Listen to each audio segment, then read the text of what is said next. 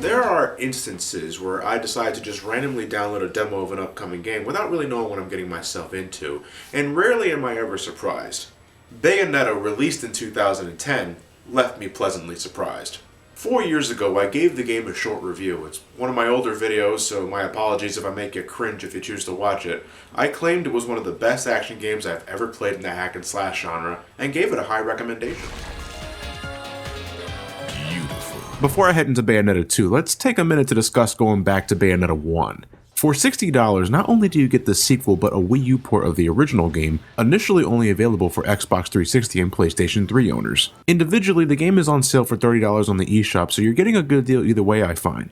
Does the Wii U version do the game justice? That's definitely an affirmative. The game looks and feels just as good as before, so Wii U owners shouldn't worry about getting a watered-down half-assed port. Furthermore, there are extra costumes available to use from the start that dress Bayonetta up in familiar Nintendo attire. I'm not a fan of the Princess Peach and Daisy outfits. These designs feel like they're trying too hard to be sexy and sort of become the opposite for me. The Power Suit and Link costumes though?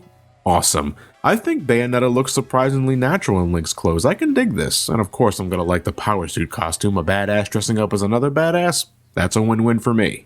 Now, for the game itself. Frankly, I haven't gone back to Bayonetta in about 2 years despite my accolades. I've been keeping myself busy, as you can no doubt tell.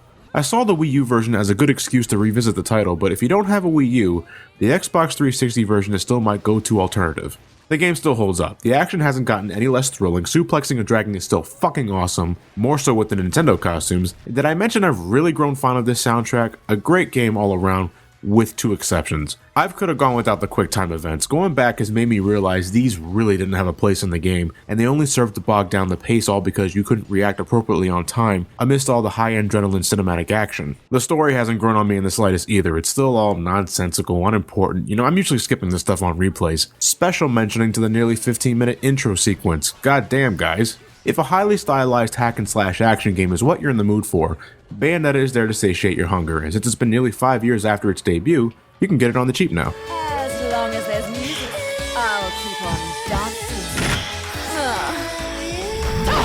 You are damn right I was excited when Bayonetta 2 was announced late in 2012, and there was a lot of heat at the reveal of it being a Nintendo Wii U exclusive, and I won't lie, I was initially miffed at the idea as well. Buying a Wii U was on my to-do list no matter what, Smash Brothers and all that jazz. But why limit what was once a multi-platform title to a console that would most likely not have the same pull as the Xbox 360 and PlayStation 3 that were late in their life cycles? And that's when I discovered, according to an interview with the director of Bayonetta, Hideki Kamiya, without Nintendo, the game wouldn't even exist in the first place. Yeah, apparently no one wanted to help Platinum Games publish this, and Nintendo then floated down from Paradiso to say, "Fear not, ladies and gentlemen, Nintendo is here to save the day." I'm appreciative, but also very confused. Bayonetta was a good game, right? Was it not good enough in the eyes of other publishers? Okay, let's push all that aside. Bayonetta 2 is now a reality, it's out, so is it any good? Yeah, it is good. But I must stress, if you played the original game beforehand, there's a lot of familiar territory here, in both the gameplay and the story. Once again, I am indifferent to this plot. It's nice to see Bayonetta, Jean, and Rodin back in action, with Enzo being a plaything of truly otherworldly proportions. But this shit is all wishy-washy. We spent a good amount of time showcasing how awesome Bayonetta is as usual, and the new threat this time is how the balance between Paradiso and Inferno is going out of whack, reaching a breaking point when one of Bayonetta's summoned demons goes off the deep end and begins to attack the witch herself. But jumping the gun here, that's the only time something like that happens. It's just an excuse to put Jean in danger and to give Bayonetta an unnecessarily personal reason to go to hell. We got newcomers in the form of Loki, a Millennium Puzzle wearing card throwing wise ass who I swear gets a headache in every cutscene we see him in the first half of the game, the masked Lumen, who is exactly who you think it is if you played the original game, and finally his boss Lopter, the big bad of the game who decided he wanted to dress up as a kite for this story. To save Jean's soul, Bayonetta searches for the entryway to Inferno, located in Fimbulventr, where Loki also desires to reach in order to discover who he really is. The Lumen Sage and Lopter look to interfere with Bayonetta's progression while taking extreme interest in Loki. There's flashbacks galore, familiar faces renewed, not so shocking truths revealed. Yeah, I'm not really caring. I'll give bonus points for being more comprehensible than the first game, it's just too bad I still don't really give a fuck. I wasn't expecting to like the story, and it's only because it's just unexciting. If it were more about the consequences of Bayonetta making a deal with the dark forces of Inferno, that may have produced a more engaging narrative. In here, Bayonetta decides to rescue Jean because they're buddies and then decides to restore the balance because she pretty much has to and nobody else can do the job. Luckily, it doesn't impede on my satisfaction of kicking angelic ass that now comes with a spicy dose of demonic slaughtering. It's all here. She's rocking a new hairstyle, but Bayonetta is packing the same witch powers as before. That includes weapons attached to both her hands and feet, guns with unlimited ammo, graceful agility that you need to apply when dodging incoming attacks, and Witch Time, which lets our heroine slow down time for a short period after successfully avoiding an attack, giving her the opportunity to layeth the smacketh downeth.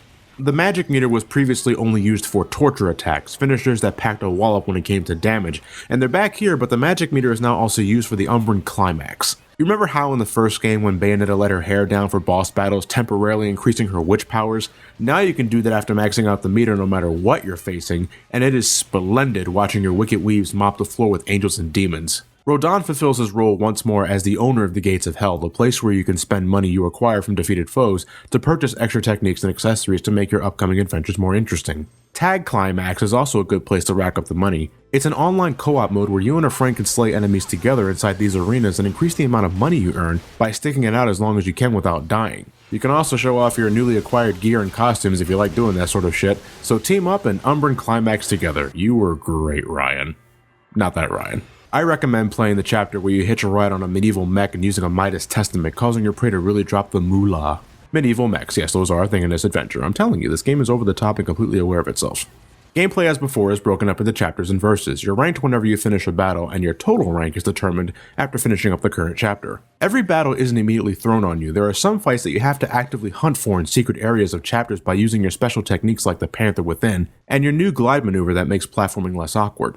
Between combat, Bayonetta can destroy objects for ingredients needed for item making. There's countless books that contain flavor text of your surroundings, which you can read or not, it's all a matter if you really care for that. Or you can find treasure chests and other secrets to help extend your health and magic. The pacing is consistent, things keep moving, only slowing down when I want things to slow down. Bayonetta 2 looks awesome, better than Bayonetta 1 I would even say. They really play up the color blue I noticed, and I believe it complements Bayonetta well. It pops out during battle, more than her crimson motif from the last game. Cutscenes are real time, so whatever you're wearing at the moment will reflect on Bayonetta, leading to some off-the-wall moments. They still insist on having the type of cutscenes that look like incomplete storyboards, which feels like a deliberate design choice caused by laziness rather than style. The addition of enemies from Inferno diversify the enemy pool to more than just angels and other heavenly abominations, and again, the boss fights are so damn climatic. They were arguably the best thing about Bayonetta 1, and they continue to up the ante here as early as the prologue. Everything here felt a tad easier than the original. The new set of angel enemies aren't as aggressive as their brethren, and their attacks are quite easy to read, I find. Inferno demons put up more of a fight, but I still only died a grand total of 2 times throughout my entire first experience compared to the 15 to 20 times I died in Bayonetta 1, though 10 of those were probably from those stupid QuickTime events that Bayonetta 2 thankfully do away with. No doubt, if you felt Bayonetta 1 was too daunting of a game, Bayonetta 2 should be more comfortable for yourself. It's a structurally sound, action-packed doozy of a roller coaster that's very rewarding and filled with extraordinary sequences.